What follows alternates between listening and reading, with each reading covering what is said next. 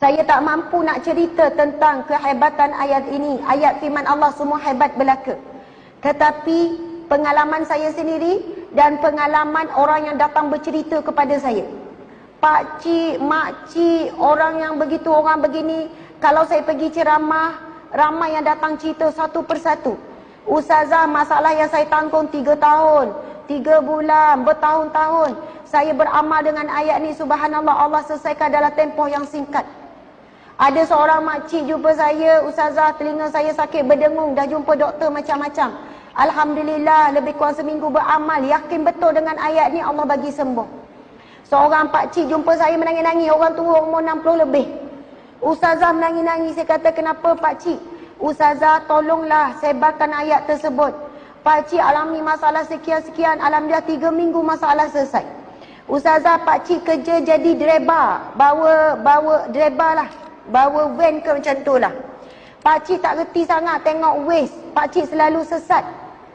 Nak pergi situ, gini-gini, orang tua kerja driver lori ke apa, wallahualam, selalu sesat.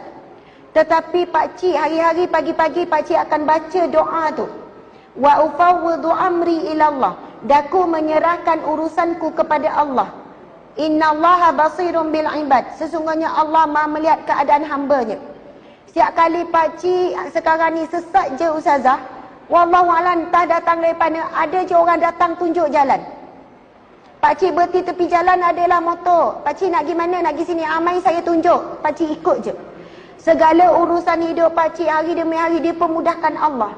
Rupanya hidup pakcik selama ni susah sebab pakcik kurang bergantung kepada Allah.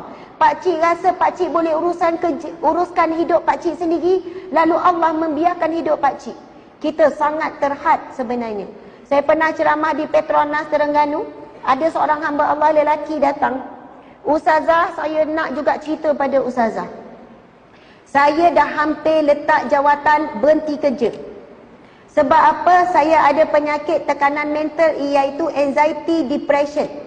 Saya nak tinggalkan keluarga saya, anak isteri saya semua saya nak tinggalkan.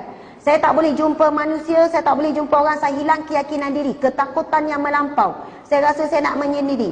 Saya dah pergi jumpa pakar sakit jiwa. Saya jumpa ustaz itu, ustaz ni, saya makan ubat untuk tekanan mental dan sebagainya. Walaupun orang kata anxiety ataupun depression bukan tidak terlibat tentang iman.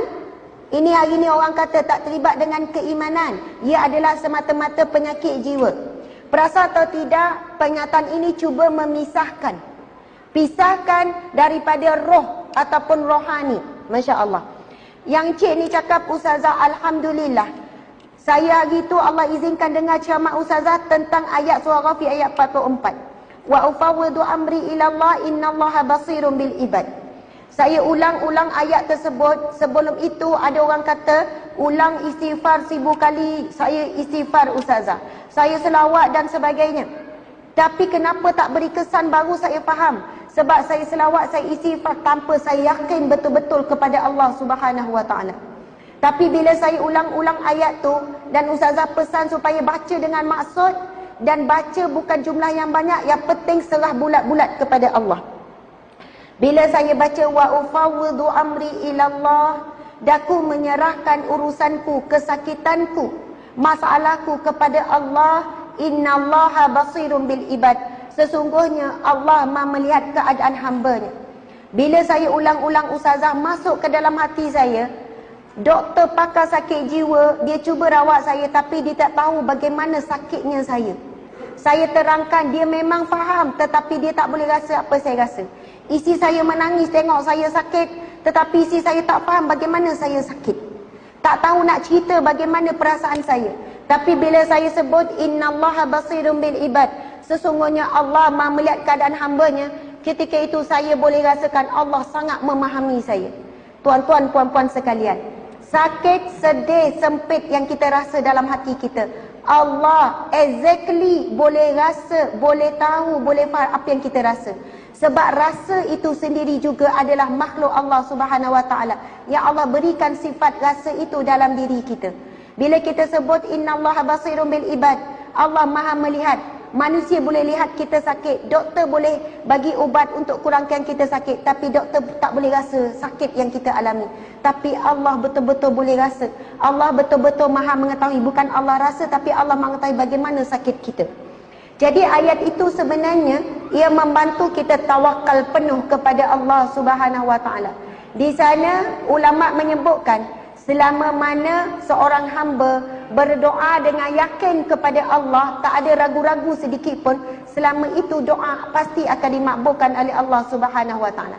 Masalah kita hari ini, contoh kita berdoa, ya Allah, berilah hidayah kepada suamiku agar dia pergi solat berjemaah 5 waktu di masjid. Tapi terlintas dalam hati kita, ada harapan ke? Faham tak? Kita ada rasa ragu-ragu. Ya Allah, jadikanlah anakku sekian-sekian. Nampak jalan tak anak? Suami pun sama ada ragu-ragu. Tentang bab rezeki pun sama. Ya Allah, kurniakanlah rezeki yang barakah melimpah ruah. Macam ni je hidup, macam tak ada harapan ni. Masya Allah.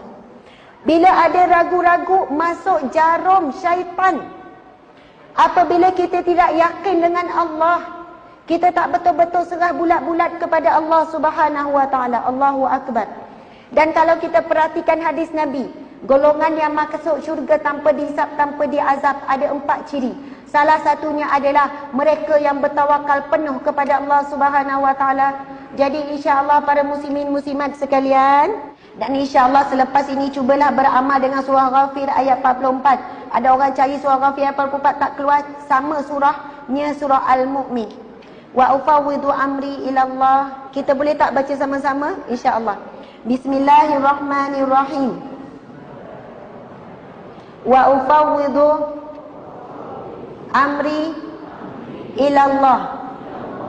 Innallaha basirun bil ibad. Sadaqallahul azim. Daku menyerahkan urusanku, kesakitanku, masalahku, ujianku, kesebitanku, kebimbanganku, kerisauanku, kesedihanku kepada Allah. Sesungguhnya Allah Maha melihat keadaan hamba-Nya. Amin ya rabbal alamin.